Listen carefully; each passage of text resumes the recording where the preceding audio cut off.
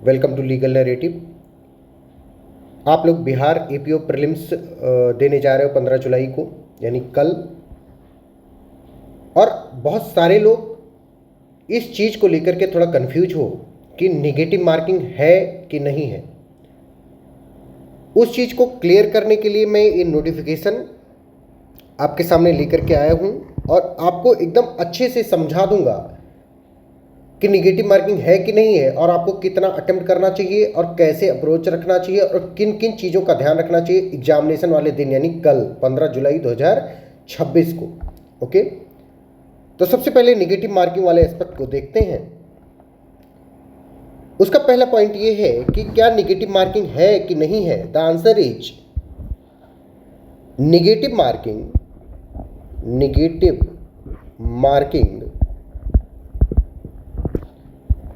अगर आप देखो कितने ऑप्शन है, 5 ऑप्शन है। कौन कौन से?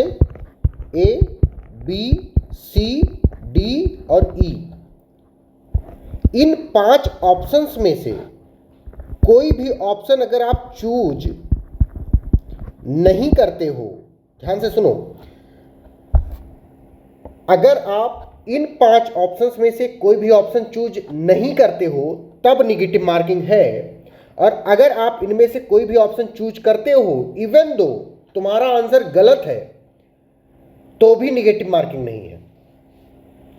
जब भी पहली बार इसका नोटिफिकेशन निकाला था बीपीएससी ने, तो उसमें एक बात लिखी हुई थी कि क्यों ये ऑप्शन ई क्यों इंट्रोड्यूस किया गया है कि नॉट अटेम्प्टेड। ऑप्शन ई में लिखा होगा नॉट अटेम्प्टेड। ऑप्शन ई का मतलब होगा नॉट अटेम्प्टेड। मतलब अभी तक होता क्या था कि सिर्फ 4 ऑप्शन हुआ करते थे अपने एग्जाम में, और हम अगर जिस क्वेश्चन को कठिन होता था, जिसको नहीं अटेम्प्ट करना होता था, उसको हम छोड़ दिया करते थे। तो बीपीएससी ने ऐसा पाया कि जब बच्चे पेपर अपना मतलब ओएमआर सीट में जगह छोड़ के गए तो कई सारे लोगों का ओएमआर सीट बाद में भर दिया गया और जिससे उनका सिलेक्शन हो गया। तो अनफेयर मीन्स को रोकने के लिए, अनफेयर मीन्स को कर्टेल करने के लिए, कर्व करने के लिए ये ऑप्शन ई ऐड किया गया है कि ओएमआर सीट का हर एक गोला, हर एक सर्किल भरा होना चाहिए। मतलब जो क्वेश्चन में जीएस के 100 क्वेश्चन, लॉ के 150 क्वेश्चन आने वाले हैं, उन सब का 150 गोला, 100 का 100 गोला भरा होना चाहिए, जिससे कि वो बाद में जो ओएमआर भर दी जाती थी उस समस्या का निजात हो सके। ओके, ये वाली बात समझ में आ गई। तो ये वाली चीज उसमें लिखी हुई थी उस नोटिफिकेशन में। मैं आज सर्च कर रहा था, खैर हमको मिला नहीं, फिर मैं अपने आप से आपको ये बात बता दे रहा हूं। तो इसमें देखो ध्यान से, फिर से मैं पढ़ के ये वाली पूरे नोटिफिकेशन आपको फिर से पढ़ के सुनाता हूं। प्रत्येक प्रश्न के लिए 5 विकल्प होंगे, ए, बी, सी, डी, ई, जिसमें विकल्प ई का अभिप्राय प्रयास नहीं किया गया, नॉट अटेम्प्टेड होगा। यदि कोई अभ्यर्थी प्रश्न का उत्तर नहीं देना चाहता है, मतलब तुम अगर उसको नहीं अटेम्प्ट करना चाहते हो, तो उसे अनिवार्य रूप से विकल्प ई का चयन करना होगा। यदि कोई अभ्यर्थी किसी प्रश्न के लिए किसी भी विकल्प का चयन नहीं करता है तो ऐसे प्रत्येक प्रश्न पर 1/3 अंक की नकारात्मक कटौती की जाएगी। यानी कि अगर आप इन 5 ऑप्शन में से कोई सा भी ऑप्शन चूज नहीं करते हो तब जो निगेटिव मार्किंग है वह 1/3 काटी जाएगी। ये बात समझ में आ गई सबको? यस और नो?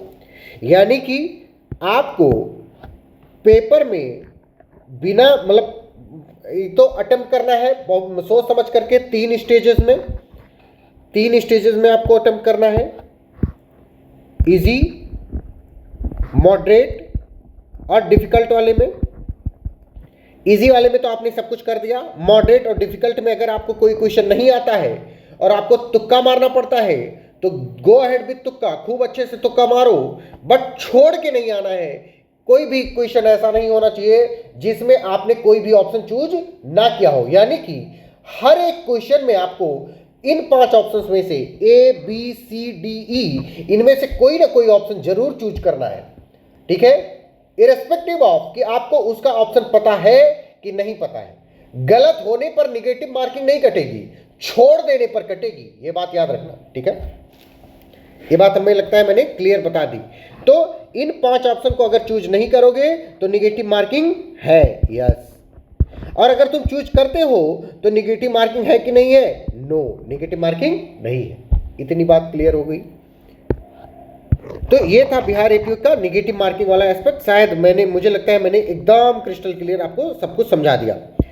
नाउ अब आपको किन किन चीज़ों का ध्यान रखना होगा, तो मैंने ये भी बता दिया कि 3 स्टेजेस में सॉल्व करने हैं। इजी स्टेज की सारे क्वेश्चन जो आपको 1 गो में आ रहे हैं उनको कर जाना है। फिर मॉडरेट स्टेज जो उससे मतलब easy, moderate and difficult. Easy में 1 गो में जितने क्वेश्चन देखा 2 सेकंड में लगा कि इसका आंसर ये होगा, लगाते चले गए। उसके बाद में मॉडरेट वाले पर जब पहुंचे तो मॉडरेट वाले क्वेश्चन कैसे आइडेंटिफाई करोगे कि कौन सा क्वेश्चन मॉडरेट और कौन सा मतलब डिफिकल्ट है। जिस क्वेश्चन को सोचने में, जिसके आंसर तक पहुंचने में हमको मोर देन 20 सेकेंड टाइम लग रहा है, दैट्स कॉल्ड मॉडरेट। और जिस क्वेश्चन के आंसर तक पहुंचने में हमको मोर देन 45 सेकेंड लग रहा है, दैट्स कॉल्ड डिफिकल्ट। एग्जामिनेशन के सिनेरियो में बता रहा हूं, ठीक है। तो ऐसे क्वेश्चन में को हमको बाद के लिए छोड़ देना है। मतलब सबसे पहले इजी क्वेश्चन, क्यों? क्योंकि हर एक क्वेश्चन सेम मार्क्स का है, चाहे आप इजी क्वेश्चन अटेम्प्ट करके आओ चाहे डिफिकल्ट क्वेश्चन। तो हमको मैक्सिमाइजेशन ऑफ द मार्क्स की तरफ बढ़ना है, यानी इजी क्वेश्चन को सबसे पहले कर देना है और उसका ओएमआर भर देना है। ओएमआर को साथ साथ भरते हुए चलना है। ऐसा नहीं होना चाहिए कि आप सॉल्व तो सब कर दिए और बैठे हो कि ओएमआर को तो हम बाद के 15 मिनट में भर देंगे। बाद के 15 मिनट में इतने हड़बड़ी होगा कि आप गोला ऊपर नीचे गलत भर दोगे। सपोज आप गोला भर रहे हो, क्वेश्चन नंबर 1 2 3 4 ऐसे ऐसे करके गोला भरना है आपको, ABCD ऐसे करके।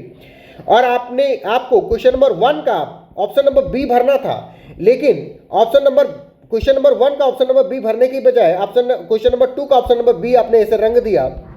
तो अगर क्वेश्चन नंबर 2 गलत हुआ और आपने ध्यान नहीं दिया तो सब गलत होता चला जाएगा। इसलिए बहुत ध्यान से 10-10 15-15 क्वेश्चन अटेम्प्ट करने के बाद में अपना गोला भरते रहना है। फिर जाकर के अटेम्प्ट करना है 10-15 क्वेश्चन, फिर गोला भर देना है, फिर ऐसे ऐसे करते रहना है। ओके, या तो 10 ये वाला आप ऑप्ट कर सकते हो, या आप ये वाला चीज़ ऑप्ट कर सकते हो कि हर आधे घंटे पे, हर 30 मिनट पे हम अपना गोला भर दिया करेंगे। ठीक है, जितने क्वेश्चन हम 30 मिनट में सॉल्व कर पाएंगे उतने का हम गोला भर दिया करेंगे, तब आगे बढ़ेंगे। इतनी बात समझ में आ गई। नंबर नेक्स्ट चीज कि एग्जामिनेशन में मान लो कि अभी तक हुआ क्या करता था, पहले लॉ का पेपर हुआ, लॉ का पेपर आसान आ गया तो फिर जीएस वाले में उतना लोड नहीं लेंगे। तो लेकिन जीएस का पेपर इसमें पहले होने वाला है। अगर जीएस का पेपर कठिन आ जाता है तो घबराना नहीं है। आपको क्या करना है, आपको ये याद रखना है कि अगर आप नहीं कर पा रहे हो तो कोई नहीं कर पा रहा होगा। सबकी मतलब क्या कहते हैं, सबका परखच्चे उड़े होते हैं। तो इसलिए घबराना नहीं है, आपको अपना 100% दे करके आना है। दूसरों पर बहुत ध्यान नहीं देना। दूसरों पर ध्यान देना होगा तो एग्जामिनेशन के बाद ध्यान देना। ठीक है, डोंट कंपेयर विद एनीवन। ठीक है।